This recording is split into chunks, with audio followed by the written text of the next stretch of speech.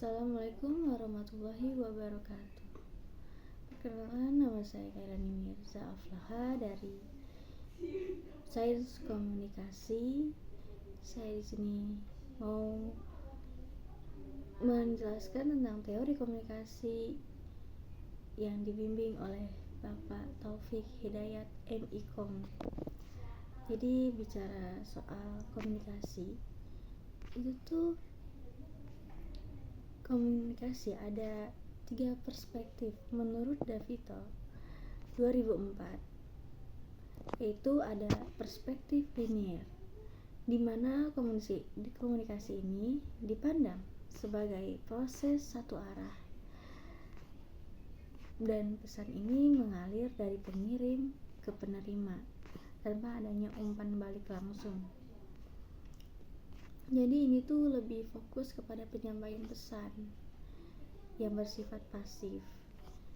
Nah, contohnya tuh dosen yang menjelaskan materi di kelas tanpa ada interaksi dari mahasiswa kepada dosennya. Yang kedua itu ada perspektif interaksional.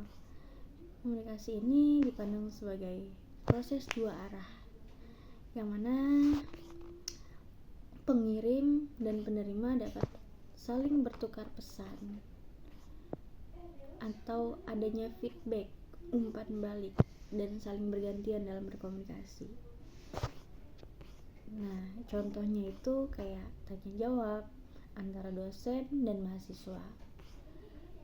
Terus juga ada percakapan di WhatsApp juga, baik antara mahasiswa dengan mahasiswa yang lainnya juga.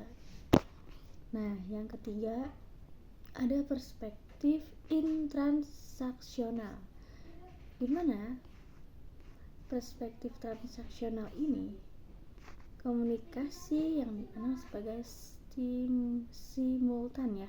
Simultan ini di mana pengirim dan menerima secara bersamaan mengirim dan menerima pesan, baik verbal maupun non-verbal, terjadi bersamaan. Dan ini juga pesan ini tuh contohnya kayak diskusi kelompok atau percakapan tatap muka, bahkan juga debat ataupun presentasi. Nah, komunikasi itu bukan cuma soal perspektif doang, tapi juga ada komunikasi organisasi yang mana tujuannya itu menyampaikan informasi antar anggota organisasi untuk memahami visi, misi, kebijakan, dan prosedur kerja. Terus juga koordinasi dan integrasi, menyatukan aktivitas antar bagian agar bekerja secara selaras, dan juga membangun hubungan kerjasama dan menciptakan suasana kerja yang harmonis dan kolaboratif. Nah, ada juga nih indikator efektivitas komunikasi organisasi, yang mana di sini ada kejelasan pesan, ada ketetapan sasaran, ada umpan balik yang baik, ada keterbukaan informasi, kepercayaan antar anggota organisasi, dan minim distorsi dan konflik. Selanjutnya ada teori komunikasi menurut Harold Laswell. Nah, Harold Laswell itu dia merumuskan komunikasi melalui ada who, itu siapa, ada say what, mengatakan apa, isi atau pesan yang disampaikan.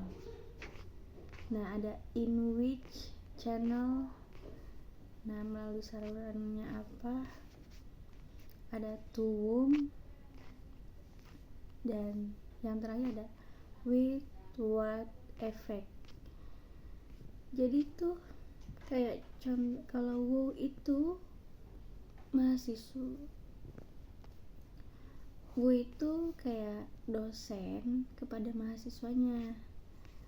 Contohnya dosen yang menjelaskan materi atau teori melalui medianya itu proyektor kepada mahasiswa, sehingga mahasiswa itu mendapatkan ilmu yang bermanfaat dari dosen itu. Nah, selanjutnya ada intrapersonal. Nah, komunikasi ini ada beberapa tahapan. Yang pertama itu ada sensasi, yang mana sensasi ini mendengarkan suara ataupun suara klakson misalnya. Nah, dari yang mana sensasinya itu kan kita lagi di kemacetan ya, dan pas di kemacetan itu kan kita pasti akan mendengarkan suara klakson, yang mana itu akan mengganggu sensasi yang ada di dalam diri kita, yaitu pendengaran. Jadi pendengaran kita tuh jadi kayak, oh ini berisik banget sih gitu, klakson mulu gitu contohnya. Terus ada persepsi nih, misalnya kayak selanjutnya, misalnya nih kayak kita tuh menganggap bahwa anak IPS itu males, karena itu udah persepsi semua orang. Jadi kita menganggap anak IPS itu males, terus anak IPA itu rajin belajarnya. Nah, selanjutnya itu ada memori, dimana memori ini menyimpan dan mengingat. Kayak contohnya tuh kita tuh menghafal nama orang ataupun menghafal suatu kejadian yang pernah terjadi dalam hidup kita gitu. Terus selanjutnya ada berpikir, dimana proses ini tuh diambil melalui keputusan. Jadi kayak misalnya nih kita mau milih jurusan kuliah, itu tuh kita harus memikirkannya matang-matang gitu. Ataupun misalnya kita pikirin hal-hal yang akan terjadi di masa depan gitu. Nah, selanjutnya saya juga mau menjelaskan nih jenis-jenis memori. Nah, memori itu ada memori sensorik. Sensorik ini menyimpan sangat singkat atau detik nih. Nah, ada juga nih memori jangka pendek yang menyimpan informasi cuma sementara doang. Terus ada memori jangka panjang, menyimpan informasi dalam waktu yang cukup lama. Nah, saya juga mau menjelaskan nih teori komunikasi menurut Little John nih. Teori menurut Little John itu yang pertama itu teori objektif, yang mana memandang komunikasi sebagai sesuatu yang dapat diukur dan diamati secara ilmiah nih. Contohnya kayak kelompok, teori dalam kelompok gitu. Terus ada teori behaviorisme, terus ada teori informasi, teori persuasi, teori efek media gitu. Nah, cukup sekian dari penjelasan dari saya tentang teori-teori komunikasi. Kurang lebihnya mohon maaf. Wassalamualaikum warahmatullahi wabarakatuh.